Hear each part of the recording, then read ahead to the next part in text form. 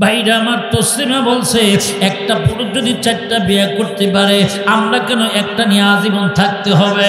এ তসলিমা, এ মায়ের জাতিরা, সমান অধিকারের দাবি যদি চাও, আমিও তোমাদের 4টা বিয়ের কথা বলি, কিন্তু অসুবিধা নাই। 4টা বিয়ে করতে পারবা, কোনো অসুবিধা নাই। কিন্তু মনে রাখবেন, আপনার 4টা স্বামী গ্রহণ করবেন, স্বামী ভাগ করে নিবে। এক স্বামী রোববার, আর এক স্বামী সোমবার, আর এক স্বামী মঙ্গলবার, আর এক স্বামী বুধবার। ভাইরা আমার, বউ বাঁচবে, ভাইরা আমার ছেলেগুলাও বাঁচবে, জামাইগুলাও বাঁচবে। কিন্তু মনে রাখবেন, বছর শেষে যেই মেয়ের পেট থেকে যেই সন্তানটা হবে, এই সন্তানটা কাকে আব্বা বলে ডাকবে? সলিমুদ্দিনে ডাকবে নাকি কলিমুদ্দিনে ডাকবে, নাকি আব্দুল জাফরে ডাকবে নাকি আব্দুল গাফফারে ডাকবে? জবান খুলে বলুন তো, সুবিধা না অসুবিধা? খালি অসুবিধা নাকি মহা অসুবিধা? বন্ধুরা আমার, শোনেন, তসলিমার এটা বলতে পারে না। এই মায়ের জাতিরা, কোনোদিন আপনারা সমান অধিকারের দাবি নিয়ে রাস্তায় নামবেন না। তার কারণ হলো, আপনারা সমান অধিকারের দাবি নিয়ে যেই মাত্র রাস্তায় নামছেন, সেই সময় থেকে আপনাদেরকে ইজ্জত হারাইতে হয়েছে, লাঞ্ছনা হইতে হয়েছে। বাইরা আমার, আপনাদের সম্মানটা কমে যাইতেছে। কথা কয় না, ঠিক না ভাই? ঠিক। এ মায়ের জাতিরা, আমার আল্লাহ আপনাদেরকে ঘরের মধ্যে থাকতে বলেছেন কেন? আপনাদের সেক্টর ভিন্ন, পুরুষের সেক্টর ভিন্ন। তার কারণ আপনারা ঘরের মধ্যে থাকবেন, আপনারা সুন্দর হবেন, লক্ষ্য হবেন। আর মানছে যৌতুকবিহীন, যৌতুক ছাড়াই সোনার ছেলেরা আপনার মেয়েদেরকে বিয়ে করে নিয়ে যাবে। একটু দূরে কথা কর না, ঠিক না ভাই? ঠিক। আর যদি আপনাদের মেয়েরা বেপরদা হয়ে যায়, সমান অধিকারের রাস্তা দাবি নিয়ে রাস্তায় নেমে যায়, মনে রাখবেন, আপনার শ্রমিক মেয়েগুলো স্পট পড়ে যাবে। আপনার মেয়েগুলো ভাইরা আমার লাঞ্ছনা হবে, ভাইরা আমার কি ভাইরা আমার সম্মান হারাবে। এই সম্মান হারা মহিলাগুলা, বেপরদা মহিলাগুলা, এই সগুনার কোনো চাংরা প্যাংরারা মাগনা নয়, টাকা দিয়া কিন্তু বিয়া করবার চাবে না। একটু দূরে কথা কর না, ঠিক না ভাই? ঠিক। মা, এই জন্য আপনারা আপনাদেরকে থাকি ঘরের মধ্যে রাখতে হবে। অকর্ণা ফি বুয়ুতিকুম ওয়ালা তাবাররাজনা তাবাররুজাল জাহিলিয়াতিল উলা। আল্লাহু আকবার বলেন। নারী, তোমার স্থান হলো ঘরে, তোমার স্থান বাহিরে নয়। নারী যদি বলে না, আমরা বহুদিন ঘরের মধ্যে থাকছি, পুরুষরা তোমরা এখন ঘরের মধ্যে আসো, আমরা একটু বের হতে চাই, বাইরে আমার ওই কবির মতো বলবে, থাকবো না আর মধ্য ঘরে। দেখবে এবার জগৎটারে কেমন করে করছে মালন, যুগান্তরের ঘূর্ণি পাকে। বাইরে আমার খালি মহিলারা বের হতে চায়। আর যদি বের হয়ে যায় বেপরদা ভাবে, বলেন তোমার এই বাড়ির মুরব্বীদের কি ইজ্জত থাকে? কথা থাকে? বন্ধুরা আমার, এই জন্য আপনারা গার্জিয়াল, আপনারা ভাইরা আমার, কিয়ামতের ময়দানে আপনাদেরকে জিজ্ঞাসাবাদ করা হবে। বল, তোমাকে গার্জিয়ান বানাইছিলাম, দায়িত্ববান বানাইছিলাম, মেয়েদেরকে পর্দাপোশিদা কেন করাও নাই? এ মুরব্বী জবাব দিয়া যা, জবাব দিতে পারবো না। কিন্তু বন্ধুরা আমার, শোনেন, আল্লাহর পাকড়া কিন্তু অনেক কঠিন। ইন্না বাদশা রাব্বিকা লাশাদীদ। ভাইরা আমার, আল্লাহ পাকের ধরা অত্যন্ত কঠিন। আল্লাহ যদি আমাকে আপনাকে ধরা পড়ে, আমি আপনাকে আল্লাহর হাত থেকে রেহাই পাবো না। কথা কয় না, ঠিক না ভাই? ঠিক। বন্ধুরা আমার, ভালো করে শুনবেন। ওলিউল্লাহ বলেন, আমি যেই মাত্র দাড়ি মোবারকটা নিয়ে আমি যেই মাত্র বাসায় আসলাম, সাথে সাথে আমার আরামের ঘুমটা ভেঙে গেল, স্বপ্নটা ভেঙে গেল। ভেঙে যাওয়ার পর আমি যেই মাত্র দাড়ি মোবারকটা নবীজির উঠায় একটা দাড়ি মোবারকটা আমি কি করতেছি, অনেক সুন্দর করে আমি যত্ন করতেছি।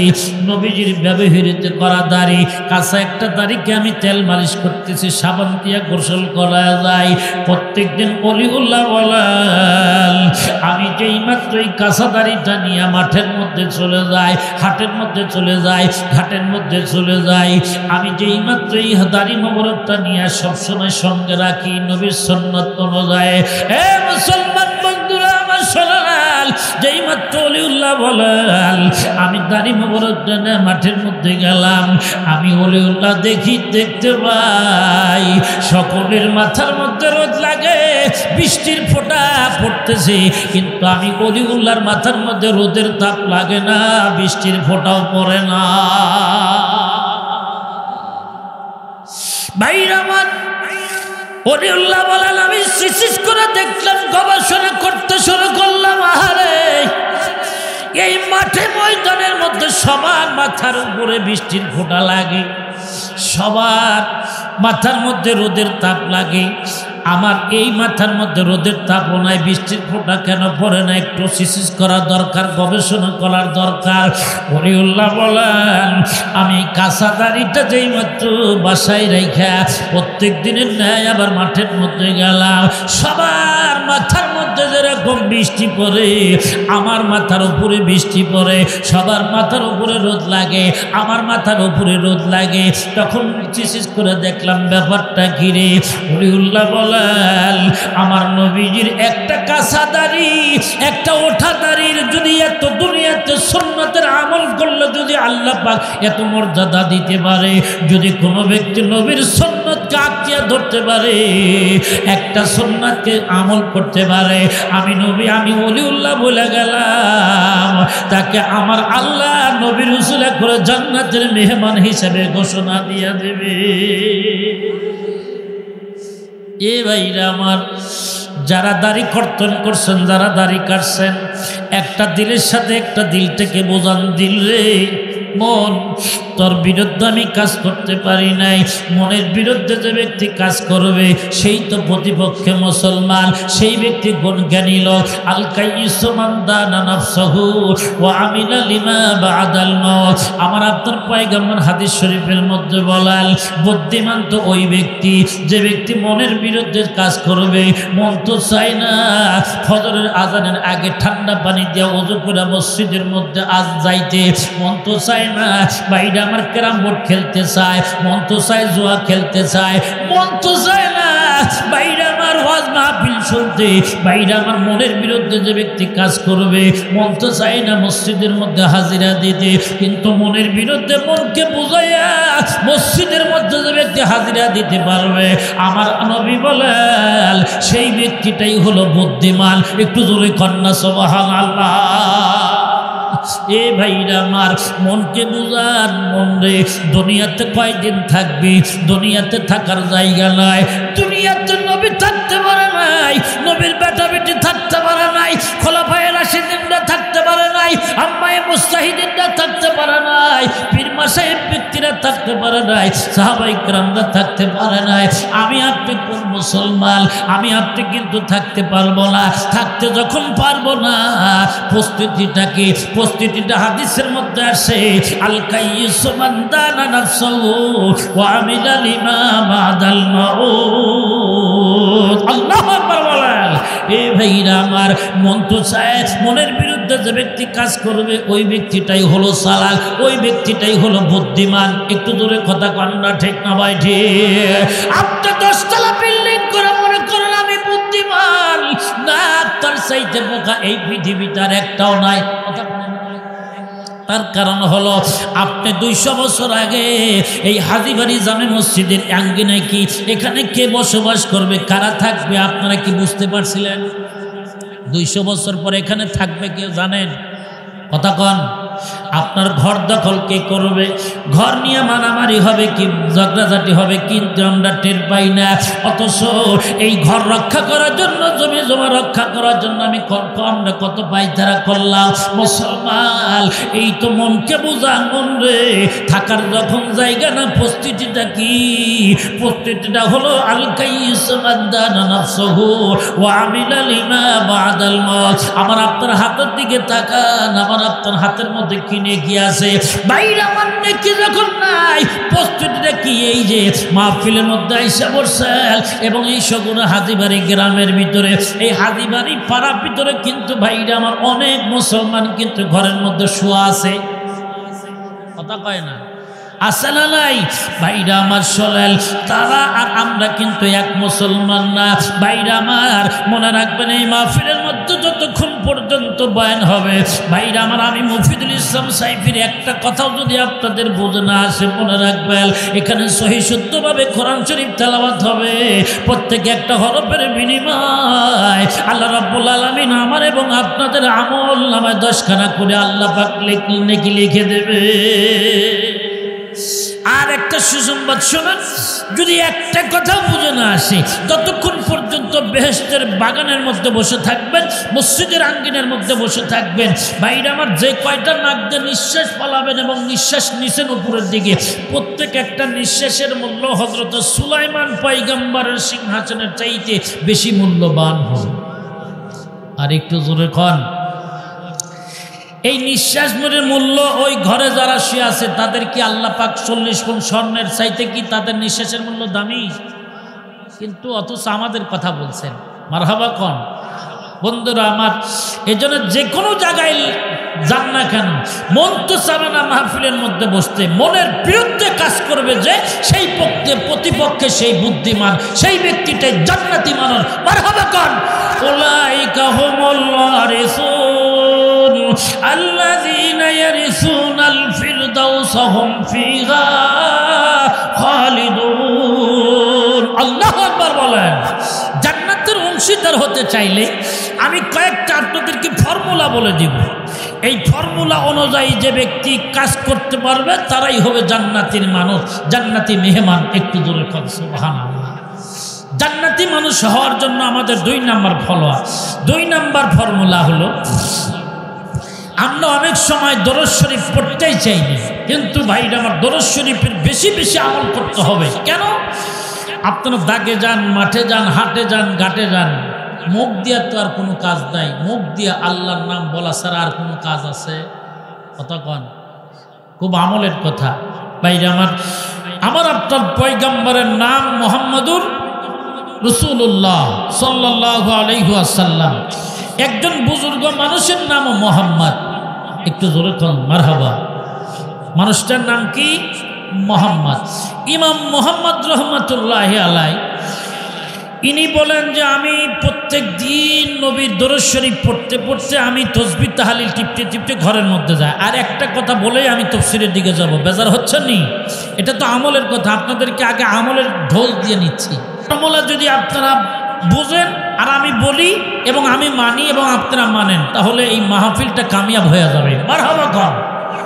আসুন, এই ইমাম মুহাম্মদ রহমাতুল্লাহি আলাইহি বলেন যে এইমাত্র আমি প্রত্যেক দিন দরুদ শরীফের আমল করি, আমল করতে করতে তাসবিহ তাহলিল করি, নবীর উপর সুন্নতের আমল করে করে আমি যেই মাত্র ঘুমের ঘরে যাই, আমি হঠাৎ করে একদিন স্বপ্নের মাধ্যমে দেখতে পাই যে আমার আপনার পয়গম্বর আমার আপনার ঘরের মধ্যে এসে হাজির হয়ে যাবে। কেমনে? যে ব্যক্তি বেশি বেশি দরুদ শরীফ আমল করতে পারবে, নবীর সাথে মোলাকাত হয়ে যাবে, নবীর সাথে সম্পর্ক হয়ে গেলে আমার আপনার ঘরের মধ্যে এসে হাজির হয়ে যাবে। মারহাবা কর। হাদিস শরীফের কথা। ভাইরা আমার, মুহাম্মদ রহমাতুল্লাহি আলাইহি দরুদ শরীফের আমল করে, সুন্নতের আমল করে, আমল করতে করতে হঠাৎ করে আমার নবীর সাথে ভালো একটা সম্পর্ক হয়ে গেছে। আমার নবী প্রত্যেক দিন দরুদ শরীফের আমল করে এবং ভাইরা আমার কোন এই মুহাম্মদ রহমাতুল্লাহি আলাইহি একটা কবিতা আবৃত্তি করে নবীর শানে। এই কবিতা আবৃত্তি শুনে নবীজি খুব খুশি হয়েছেন। খুশি হয়ে আমার আপনার পয়গম্বর স্বপ্নের মাধ্যমে এই মুহাম্মদ রহমাতুল্লাহি আলাইহির ঘরের মধ্যে এসে গেছে। মারহাবা কর। মুহাম্মদ রহমাতুল্লাহি আলাইহি বলেন আমি ভয় পেয়ে গেলাম, পুরা ঘরটা আলোকিত হয়ে গেছে। সুবহানাল্লাহ। আমার নবীর চেহারা কেমন? শামাইলে তিরমিজির মধ্যে আসছে। আমার আপনার নবীজির দাঁতটা কেমন, ঠোঁটটা কেমন, চোখটা কেমন, চুলটা কেমন। আল্লাহু আকবার। শামাইলে তিরমিজির মধ্যে ভাইরা আমার খুব সুন্দরভাবে বর্ণনা করেছেন। যাক, আমার আপনার পয়গম্বর যেই মাত্র ঘরের মধ্যে আসলেন, ইমাম মুহাম্মদ রহমাতুল্লাহি বলেন পুরা ঘরটা একেবারে আলোকিত হয়ে গেছে। আমি ভয় পেয়ে গেলাম। যেই মাত্র ভয় পেয়ে গেলাম, আমার আপনার পয়গম্বর আমার মাথার মধ্যে হাত দা বলে, বাবা মুহাম্মদ ভয় পাস না, আমি তো নবী। একটু জোরে কর সুবহানাল্লাহ। ভাগ্যবান কত নবীজি ঘরের মধ্যে। মারহাবা কর। স্বপ্নের মাধ্যমে ভাইরা আমার নবীজি আসছিল হযরতে ফাতেমাতুজ জোহরা, কলিজার টুকরা সন্তান ফাতেমার ঘরের মধ্যে। নবীজি মারা গেছেন। মারা যাওয়ার পর আমার আপনার পয়গম্বর ফাতেমার ঘরের মধ্যে আইসা কি জানি ঘরের মধ্যে খোঁজাখুঁজি করতেছি। তখন ফাতেমা স্বপ্নের মাধ্যমে বলতেছে, বাবা আপনি ঘরের মধ্যে কি খোঁজেন? বলতেছে, মা আজকে রমজান মাসের দিন, মা আমি তো তোমাকেই খোঁজার জন্য আসছি। একটু জোরে বলছি। ভাইরা আমার, যেদিন খোঁজার জন্য আসছে ওই দিন বুঝ হয়ে গেছে। নবীজি বলছিল, ফাতেমা তুমি আজকে সেহেরি করবা তুমি নবীর দস্তরখানে, নাকি আলীর দস্তরখানে, আর ইফতার করবা আমি নবীর দস্তরখানে। মারহাবা কর। ভাইরা আমার, এই কথাটা শুনে হযরত আলীও কান্দে, ফাতেমাও কান্দে। সকালবেলা কান্নার রোল পড়ে গেছে ঘরের মধ্যে। কিন্তু ভাইরা আমার, স্বপ্নের মাধ্যমে আসছিল ফাতেমার ঘরে। মারহাবা কর। এই ইমাম মোহাম্মদ রহমতুল্লাহি আলাইহির ঘরের মধ্যে এসে বলতেছে, বাবা আমি তোর নবী, ভয় পাইস না। সাথে সাথে ইমাম মোহাম্মদ দুইটা চোখের পানি ফালায় দিয়ে বলছে, কান্নাকাটি শুরু করা দিছে। বলতেছি, ইয়া রাসূলুল্লাহ, আমার মতো একজন নগণ্য, আমার মতো একজন গুনাহগার, আমার মতো একজন জাহেল ব্যক্তির ঘরের মধ্যে আপনার মতো নবীর আগমন আমি বুঝতে পারতেছি না কোন আমলের দ্বারায়। বলতেছে, বাবা কোনো আমলের দ্বারায় নাই, তুমি যে বেশি বেশি তুমি দরুদ শরীফ পড়ার কারণে তোমার সাথে আমার সাথে সম্পর্ক হয়ে গেছে, তোমার সাথে আমার সাথে মোলাকাত হয়ে গেছে। একটু মারহাবা কর। বাবা ভয় পাস না, আমি তোর নবী। বাবা ওঠো তো, বাবা ওঠো। ইয়া রাসূলুল্লাহ, কেন বাবা ওঠো? কেন হুজুর? বাবা ওঠো। ইয়া রাসূলুল্লাহ, আমি উঠতে পারি না। বলে, কেন উঠতে পারো না তুমি বলো? তখন ডাকতে বলতেছি, ইয়া রাসূলুল্লাহ, অনেক দিন হলো আমি অসুস্থ। এই কোমর থেকে নিয়ে পায়ের পাতা পর্যন্ত একেবারে কি অবশ হয়ে গেছে। এক কথায় বলা যায় প্যারালাইসিস হয়ে গেছে। আমি ব্যথায় বেদনায় বলতে পারি না, অত্যন্ত কঠিন অবস্থা। আমার আপনার পয়গম্বর ডাকতে বলতেছে, বাবা মুহাম্মদ তুমি আগে কেন বলো নাই আমাকে? ডাকতে বলতেছি, ইয়া রাসূলুল্লাহ, আমি কি বলবো? আমি কি প্রত্যেকদিন আপনার সুন্নতের আমল করে আপনার উপরে দরুদ শরীফ, দরুদি ইব্রাহিম বেশি বেশি পাঠ করি। বাবা মুহাম্মদ তুমি ঠিক আছো, তোমার পায়ের মধ্যে ব্যথা, তোমার কোমর থেকে নিয়ে পায়ের পাতা পর্যন্ত ব্যথা, আমাকে তো আগে বলো নাই। আমার আপনার পয়গম্বর যেই মাত্র ইমাম মুহাম্মদ রহমাতুল্লাহি আলাইহির মাথার থেকে নিয়ে আমার নবী হাত মোবারক দিয়া যেই মাত্র ভাইরা আমার মাসা করে দিলেন, মাসা করে দেওয়ার সাথে সাথে ইমাম মুহাম্মদ রহমাতুল্লাহি আলাইহি বলেন, নবীজির হাতের পরশ পাওয়ার সাথে সাথে আমি তখন বলে দিলাম, আমার শরীরের মধ্যে আর কোনো ব্যথার অনুভব করে না। কামা আবরা আতওয়াসিবান, কামা আবরা আতওয়াসিবান বিল্লাম সিরাহাতু ওয়া আতলাকাত আরিবাম মির রিবকাতিল লামামি। কতই হলো রোগ নিরাময়, কতই হলো রোগ নিরাময় তাহার হার ঘাতের পরশ মেখে। কতই পাগল ভালো হলো অন্নাদনার শিকল থেকে। একটু দূরে কন্যা মারহাবা। এ বাবা মুহাম্মদ, তোমার শরীরের মধ্যে কি এখনো কোনো ব্যথা আছে? না হুজুর, ইয়া রাসূলুল্লাহ, আমার শরীরের মধ্যে কোনো রকম ব্যথার অনুভব আর নাই। ওঠো বাবা ওঠো। তুমি যে প্রত্যেকদিন দরুদ শরীফ পড়ে প্রত্যেকদিন যে কাছে দেয় বুরদা, আমাকে যে তুমি কবিতা আবৃত্তি করে শোনাও, এই কবিতা শুনে আমি নবী খুব খুশি হই। বাবা বাবা তুমি ওই কবিতাটা আর একবার আমাকে শোনাও, আমি নবী খুব খুশি হব। সাথে সাথে এই ভাইরা আমার ইমাম মুহাম্মদ রহমাতুল্লাহি আলাইহি কাসিদা বুরদা পড়ে শুনিয়ে দিল, কাম আবরা আতওয়াসিবান, কাম আবরা আতওয়াসিবান বিল্লাম সিরাহাতুহু ওয়া আতলাকাত আরিবাম মির রিবকাতিল লামামি। কতই হলো রোগ নিরাময় তাহার হাতের পরশ মেখে। কত পাগল ভালো হলো অন্নাদনার শিকল থেকে। একটু দূরে কর মারহাবা। ভাইরা আমার নবীর হাতের পরশ পাইয়া যে পাইছে ওই ব্যক্তির ভাইরা আমার পাগল ব্যক্তি আমার আল্লাহ ভালো করে দিয়েছে। চোখবিহীন ব্যক্তি চোখের উপরে হাত বুলা দিলে চোখটা ভাইরা আমার আল্লাহ দোয়া পাইছে। ভাইরা আমার আপনার পয়গম্বরের হাতের উসিলা করে কাটা হাতটা পর্যন্ত আমার আল্লাহ ভালো বানাইয়া দিছে। একটু দূরে কন্যা মারহাবা। ওই নবীকে আমরা চিনতে পারি নাই, ওই নবীর কথা আজকে আমরা শুনতে পারি না, নবীর সুন্নাত পড়তে পারি না, দরুদের আমলগুলো পড়তে পারি না। আমি আপনাদেরকে বলে দিব, যতদিন পর্যন্ত বেঁচে থাকবেন আমরা দুনিয়ায় খাই আর না খাই, কোনোদিন বাইরে থেকে আমার নবীর সুন্নাতকে ভুলবেন না, নবীর দরুদ শরীফকে ভুলবেন না।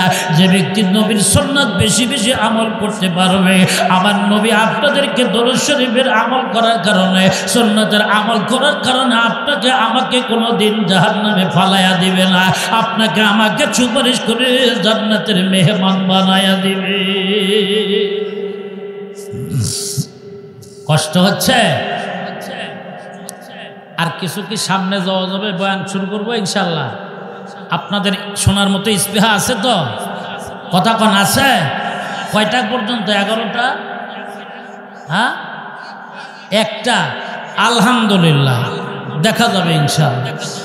তবে ভাইরা আমার, যদি কোনো মানুষ প্রসাবের সুতা দিয়ে আপনারা উঠে যান, আমি মনে করবো আপনাদের কষ্ট হচ্ছে। আমার পক্ষ থেকে আপনাদের কষ্ট দেওয়া জায়েজ না, হারাম। কথা কয় না। উঠে যাবেন তো মোনাজাত, আর যদি বসে থাকেন তাহলে আপনারা যা চাবেন ইনশাল্লাহ হবে।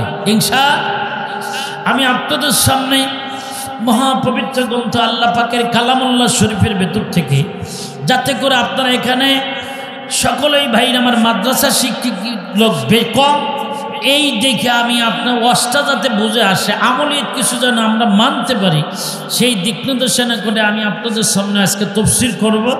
তবে তাফসীরের নিয়ত করে আমি বসছি, আল্লাহ পাক যদি আমাকে ভাই আমার অনুমোদন করেন তাহলে বলার মতো সাহস চাই ইনশাআল্লাহ।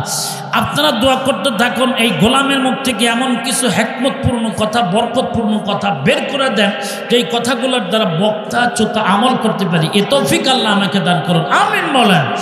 আমি আপনাদের সামনে মহাপবিত্র গ্রন্থ আল্লাহ পাকের কালামুল্লাহ শরীফের ভেতর থেকে, কোরআন শরীফের 114খন সূরার ভিতর থেকে সূরা 2 নম্বর যে সূরা, এই সূরাটার নাম হলো সূরাতুল বাকারা। কোরআন শরীফের 2 নম্বর সর্ববৃহত্তর সূরা, সবচাইতে কোরআন শরীফের বড় সূরা এই সূরাতুল বাকারা। জোরে বলুন, নামটা কি? বাকারা। এই বাকারা সবচাইতে বড় সূরা, 40টা রুকু আছে এর মধ্যে। মারহাবা কোন কথা কোন, কয়টা রুকু?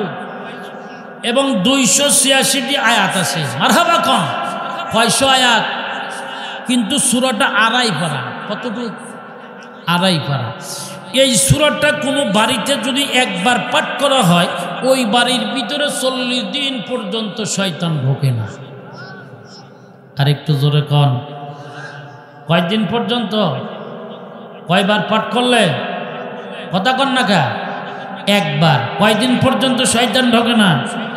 আর ঠিক মতো বাড়ির ভিতরে টিভির লাইন, বিসির লাইন, বড় স্ক্রিন টাচের ফোনের যদি লাইন চালু থাকে, তাও বুঝি শয়তান আসে না। কথা কন, আসে কি আসে না? আজ আমরা কোরআন শরীফ তুলে দিছি, ডিশের লাইন লাগাই দিছি। কথা কয় না?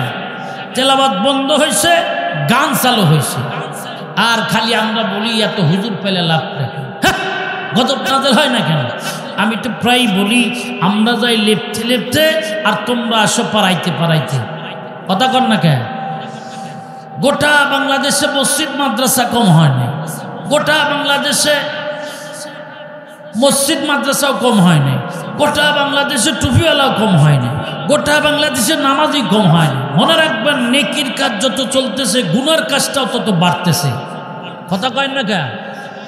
বন্ধুরা আমার, আসুন আমি আপনাদের সামনে যেই আয়াতটা তেলাওয়াত করেছি কোরআন শরীফের সূরাতুল বাকারার প্রথম রুকু থেকে, আমি আপনাদের সামনে কয়েকটা আয়াতে কারিমে তেলাওয়াত করেছি। এই আয়াতের ভিতরে মুত্তাকিনদের কিছু কোয়ালিটি বয়ান করবেন আল্লাহ পাক। মুত্তাকিনদের কোয়ালিটিগুলো একটা একটা করে বলার জন্য চেষ্টা করব ইনশাআল্লাহ। বন্ধুরা আমার, এই সূরাটা যে ব্যক্তি, মুফাসসিরিনে কেরাম বলেন, এই সূরাটা যে ব্যক্তিরা বেশি বেশি পাঠ করবে, খালি সূরা, এই সূরা বাকারা না, সূরা আল ইমরানের কথাও আছে। সূরা বাকারা এবং সূরা আল ইমরান, এই দুটো সূরা যে ব্যক্তি দুনিয়ার জমিনে বেশি বেশি পাঠ করবে, হাসরের ময়দানে যেদিন কোনো ছায়া থাকবে না, ইয়ারাফসিয়ামেসি করতে থাকবে, মুফাসসিরিনে কেরাম বলেন ওই দিন এই পাঠকারীর মাথার উপরে ওই দিন এই দুইটা সূরা সাইবান করিয়া দেবে। আর একটু জোরে কর, এই দুটা সূরা ওই দিন আমার আপনার মাথার উপরে সাইবান হয়ে যাবে, যে ব্যক্তি বেশি বেশি পাঠ করবে। মারহাবা কর। আজ আমরা কোরআন শরীফ পড়তেই চাই না, কোরআন শরীফ অক্ষরও বুঝি না, কোরআন পড়ার মতো একটু ভাঙও ধরি না, কথা কয় না। অথচ ভাইরা আমার, অনেক মানুষ বলবেন হুজুর বুড়া হয়ে গেছি, কোরআন শরীফ পড়তে পারি না, পড়বো কোথায়? আপনারা মসজিদের ইমাম সাহেবের কাছে যান, মজ্জম সাহেবের কাছে যান, ভাই আমি কোরআন শরীফ পড়তে পারি না, আমাকে একটু কোরআন শরীফ শিক্ষা দেন। কোরআন শরীফের সাথে যাদের সম্পর্ক আল্লাহ পাকের সাথে তাদের সম্পর্ক একটু জোরে কোন সুবহানাল্লাহ। কোরআন পড়তে পড়তে যদি মারা যান, আল্লাহ পাক আপনাকে কিয়ামতের ময়দানে নিষ্পাপ করে তুলবেন, কালি করে তুলবেন, সুবহানাল্লাহ কোন। বন্ধুরা আমার, এই জন্য কোরআন শরীফ পড়তে পড়তে দুনিয়ার থেকে মৃত্যুবরণ করার চেষ্টা করেন। কোরআন শরীফ পড়েন না, আর একজনকে পড়ার জন্য ইস্তেহাও জাগান না। কোরআন শরীফ পড়ার মতো একটু চেষ্টা করেন, নিজে পড়ুন, অন্যদেরকে পড়ার মতো একটু শক্তি যোগায় দেন। আপনি বলেন আপনার নাতিপুতিদেরকে মাদ্রাসার মধ্যে ভর্তি করে দেন, যা কোরআন শরীফ পড়ে, হাদিস শরীফ পড়ে। কোরআন শরীফ পড়ার কারণে গোষ্ঠীর মধ্যে একটা হাফেজ সাহেব থাকলে হাফেজ সাহেবের কারণে সবার জান্নাতে যাইতে সহজ হবে। মারহাবা কোন। বন্ধুরা আমার, আসুন কোরআন শরীফ আমরা পড়তে চাই না, অথচ কোরআন শরীফ একটু পড়ার মতো ভাঙও ধরে নেই কেন?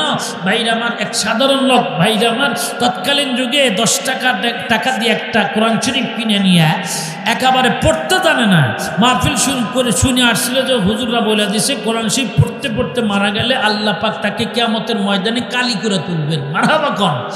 সেই সময় 10 টাকা দিয়ে একটা কোরআন শরীফ কিনে নিয়ে পড়তে পারতো না, কিন্তু প্রত্যেক দিন রাত্রে চোখের মধ্যে চশমাটা লাগায়া হেরিকেন ধরায়া কোরআন শরীফটা খুলে সুন্দর করে শুলে পড়তে পারতো না। প্রত্যেকটা লাইনের প্রতি আঙ্গুল ঘুরাইছে আর বলছে হাযা কালামু রাব্বি, হাযা কালামু রাব্বি।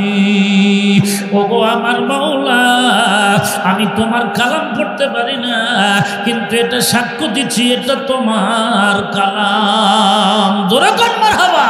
বন্ধুরা আমার, সোলাল যেই মাত্র সাক্ষ্য দিকে মুরব্বী কয়েকদিন পর দুনিয়ার থেকে পরলোক গমন করেন, ইন্তেকাল করার পর ইমাম সাহেব বলেন, আমাদের এই গ্রামের ভিতরে 14 থেকে 15 জন মানুষের বেশি নয়।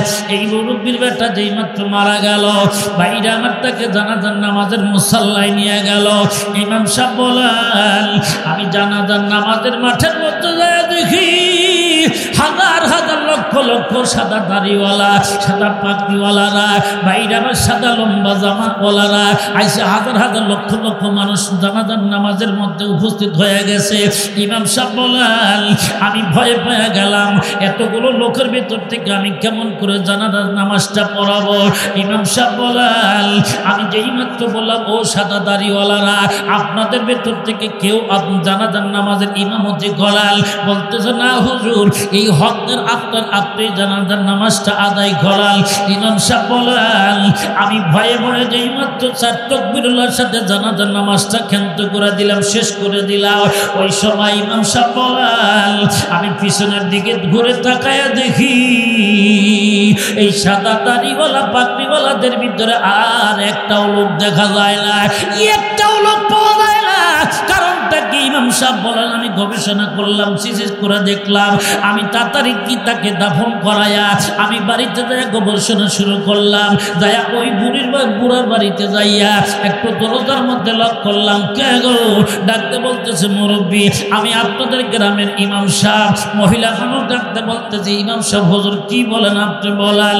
ডাকতে বলতেছে, মা আপনি একটা আজকে সত্য কথার উত্তর দিবেন, সাচ্চা কথা বলবেন। কি কথা বলো? তখন ডাকতে বলতেছে, ইমাম সাহেব হুজুর, ও ইমাম সাহেব হুজুর কি বলেন? ডাকতে বলতেছে, মা আপনার স্বামী কি তাহাজ্জুদ গুজার ইনসান ছিল? বলে না। আপনার স্বামী কি পাঞ্জেগানা নামাজি ছিল? বলে না। আপনার স্বামী কি প্রত্যেক বছর যা হিসাব কিতাব করে যাকাত আদায় করছে? বলে না। আপনার স্বামী কি প্রত্যেক বছর খানায় কাবা তওয়াফ করছে? বলে না। আপনার স্বামী কি বড় আলেম ছিল? বলে তাও না। তাহলে আপনার স্বামীর এত কদর হইল, এত সম্মান হলো কি জন্যে? বলে কেমনে সম্মান হয়েছে বলাল। তখন ডাকতে বলে, বুড়িমা সলাল জানাজার নামাজের মুসাল্লায় যায় দেখি লক্ষ লক্ষ আপনার স্বামীর জানাজার নামাজের ভিতরে লক্ষ লক্ষ সাদা দাড়িওয়ালারা, লক্ষ লক্ষ সাদা পাগড়িওয়ালারা উপস্থিত হয়ে গেছে। ও বুড়িমা, আপনার একটু তাড়াতাড়ি বলাল কি আপনার স্বামীর কি আমল ছিল? তখন ডাকতে বলতেছে ইমাম সাহেব হুজুর শোনাল আমার স্বামীর তেমন কোনো আমল ছিল না, একটা শুধু আমল ছিল। আমার স্বামী সেই সময় 10টা টাকা দিয়া একটা মাহফিল শুনে আইসা 10টা টাকা দিয়ে কোরআন শরীফ কিনে নিয়ে আসছিল, পড়তে পারতো না। রাত্রেবেলা চশমাটা লাগাইয়া হেরিকেন লাগাইয়া পড়তে পারতো না, কিন্তু চশমার নিচ দিয়ে চোখের পানি ফালাইয়া দিছে, চোখের পানির বিনিময়ে কোরআন শরীফের পৃষ্ঠাগুলো ভিজে ফালাইয়া দিছে। আমার স্বামী পড়তে পারতো না, প্রত্যেকটা লাইনের প্রতি আঙ্গুল ঘোরাইছে আর বলছে হাযা কালামু রাব্বি, হাযা কালামু রাব্বি। ওগো আমার মাওলা, আমি তোমার কালাম পড়তে পারি না, কিন্তু এটা সাক্ষ্য দিচ্ছি এটা তোমার কালাম। জোরে কোন মারহাবা। আপনার পানের স্বামীর সাথে কোরআন শরীফের সাথে সম্পর্ক থাকার কারণে আল্লাহ রাব্বুল আলামিন ৭০,০০০ ফেরেশতা, নূরের ফেরেশতা আপনার স্বামীর জানাজার মধ্যে উপস্থিত করিয়া দিয়েছে।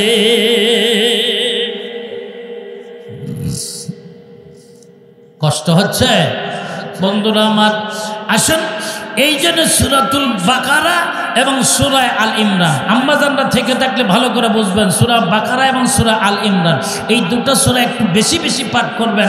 কিয়ামতের ময়দানে, হাশরের ময়দানে এই দুটো সূরা আমার আপনার মাথার উপরে সাইবান হইয়া যাবে। একটু জোরে কর মারহাবা। বন্ধুরা আমার আসুন, এই যে এই সূরাটার নাম হলো সূরাতুল বাকারা। একটু জোরে বলুন নামটা কি? সূরাতুল বাকারা। বাকারা মানে গাভী বা গরু। আল্লাহ পাক কেন গরুর নামে সূরা নাযিল করছেন? আল্লাহ পাক গরুর নামে কেন সূরা নাযিল করছেন? এই কোরআন শরীফের মধ্যে খালি গরুর নামে না, আল্লাহ পাক মৌমাছির নামেও সূরা নাযিল করছেন। মারহাবা কোন? ওই সূরাটার নাম হলো সূরাতুন নহল। আবার পিপিলিকার নামে সূরা নাযিল করছে সূরাতুন নমল। আবার মাকড়সার নামেও কোরআন শরীফের মধ্যে সূরা আছে, সূরাটার নাম হলো সূরাতুল আনকাবুত। কথা কয় না? মাকড়সা, দুর্বল প্রাণী।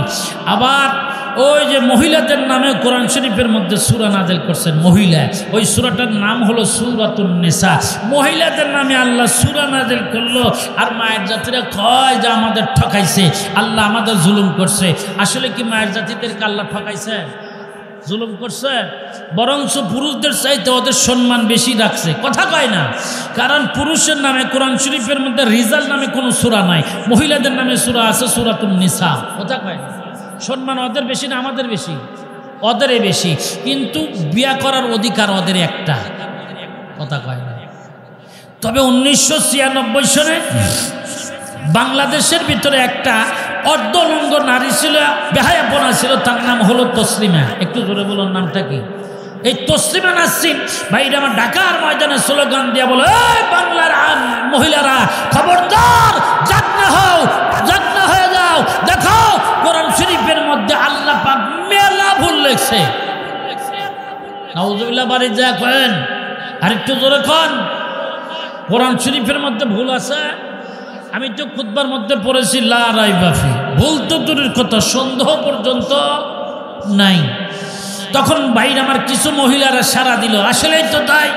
বলে কি আসো?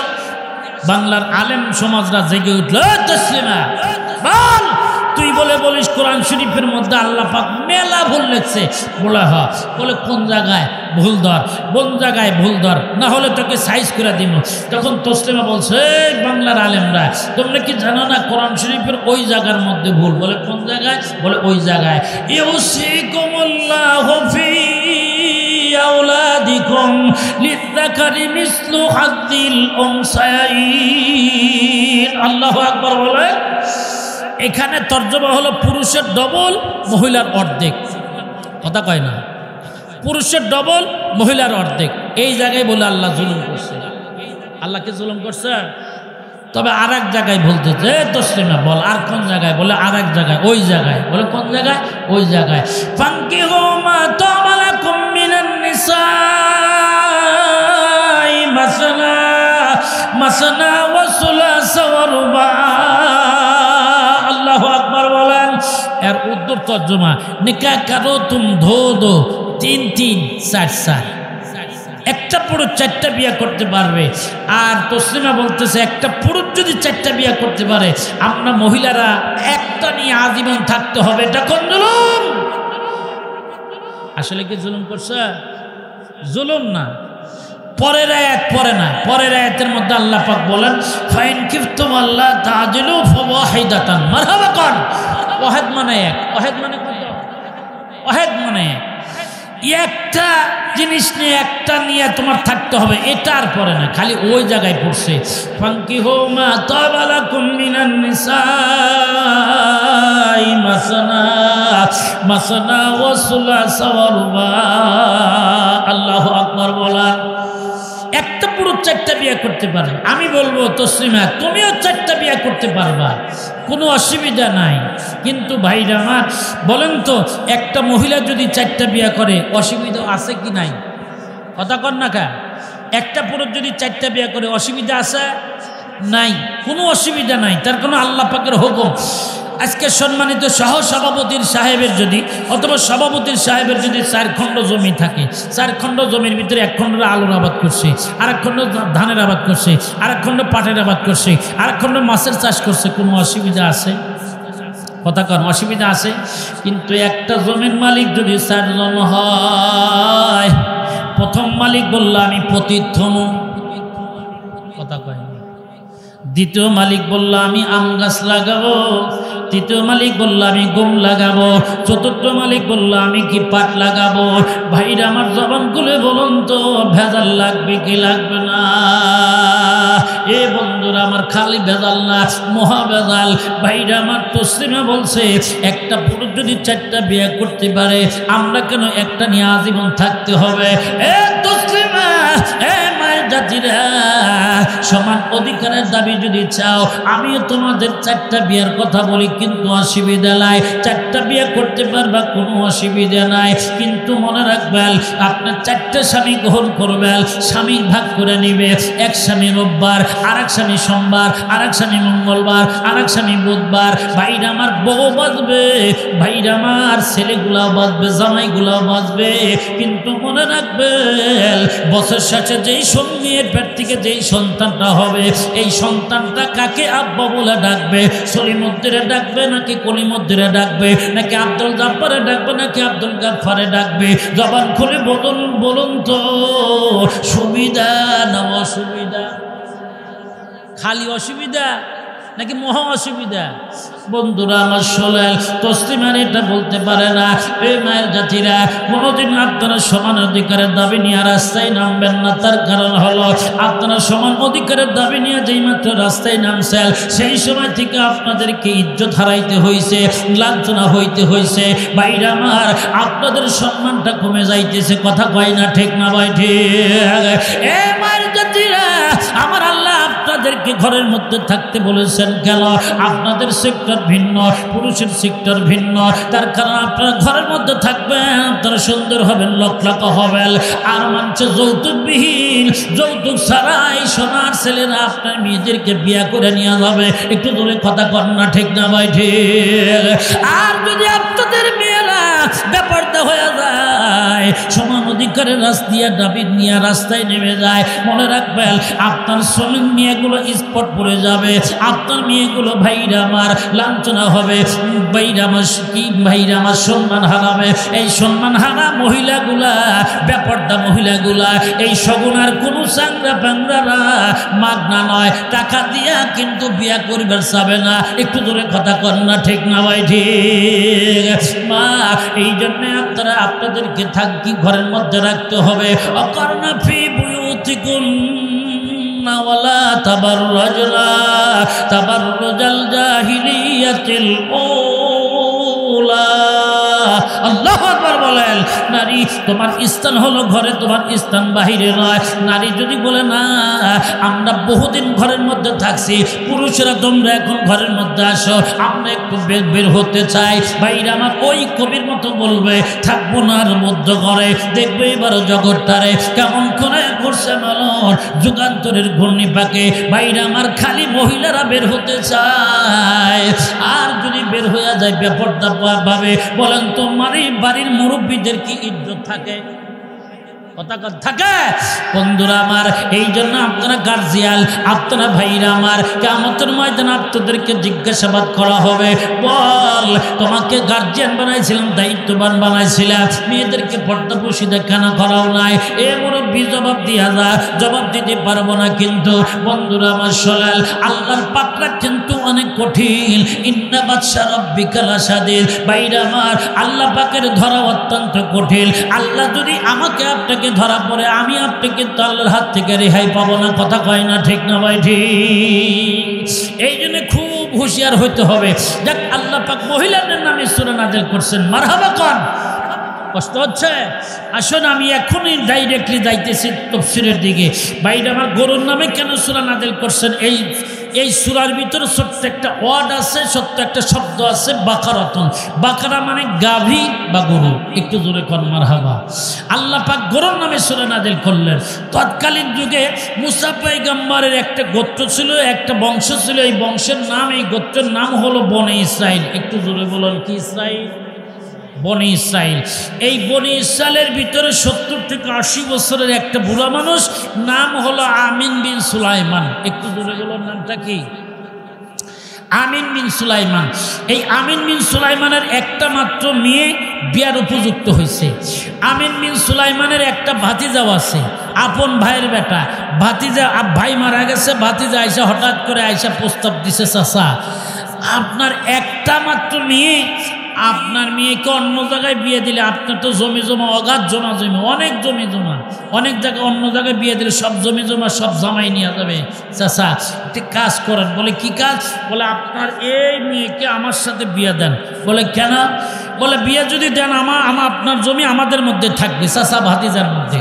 বলে শোন, তুই হলো ইংরেজিতে বলা হয় 420, বাংলায় বলা হয় 420। কথা কয় না, খালি খাস আর ঘরস। তুই টোটো কোম্পানির ম্যানেজার, আমার বিটি আমায় তোর সাথে বিয়ে দিব না, যা।